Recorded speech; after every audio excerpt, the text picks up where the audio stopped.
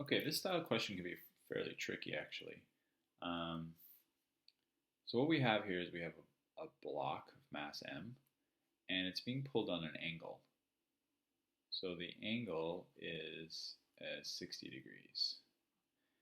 Um, Now normally, what you would see, if the block wasn't being pulled on an angle, say it was being pulled horizontally, what would happen is that the normal force would be probably equal in magnitude to the force of gravity. So this is the force of gravity down, and this is the normal force.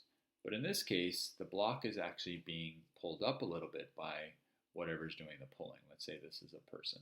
So not only is the person pulling right, but they're also pulling up a little bit. And that's kind of alleviating some of the force required by the ground or whatever's supporting the block. So the normal force itself isn't as big as the force of gravity. So because this involves friction, there's friction involved in this question, and friction is proportional to the normal force, it's important that we figure out what the normal force is. So um, if we were to do an F net statement, then what we would have to, if this is F on the hypotenuse here, this is a component of F called Fy, and this is the component called Fx.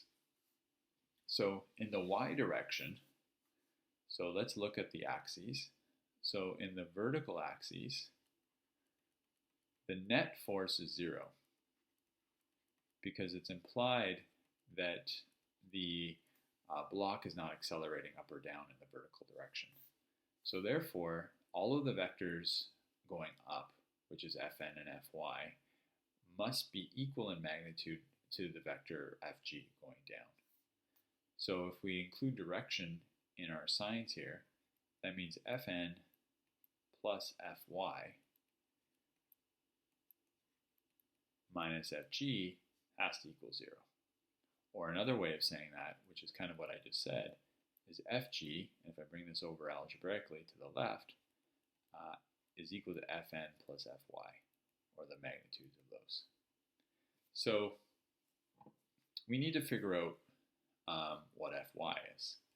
And what we do is we use a trig ratio to express Fy in terms of F. So Fy is equal to F sine of 60. Fn is Fn. That's actually what we're trying to calculate here. And then Fg is equal to mg. So Fn, if we're solving for Fn here, we get mg minus F sine 60. That's equal to Fn.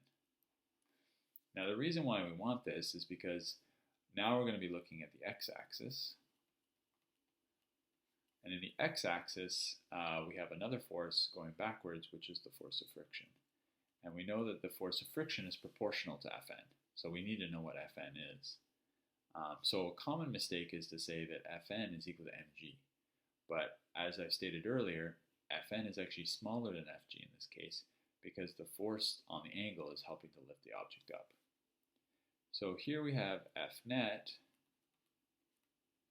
is equal to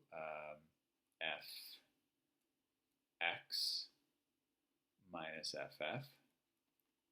And if we're looking for the acceleration in this case, we have ma is equal to Fx, and we're going to write Fx in terms of F.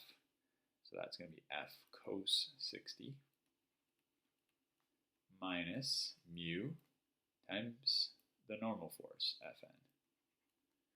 And then we'll expand this again. So we have ma equals F cos 60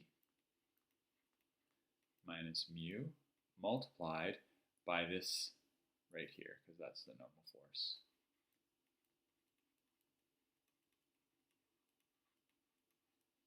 So if you want to find A, what you do is you just take this and divide it by the mass.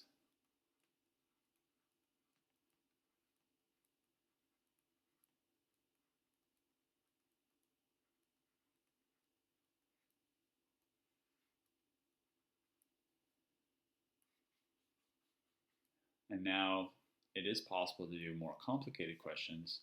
Let's say that the question asked, how far did the object go in a certain amount of time? Well, if you're finding delta dx, you must be given time, and maybe it started from, maybe it came to rest. So then you would look for a suitable kinematic equation that had a delta dx, delta t, and vf in it, and then you could solve for your unknown dx.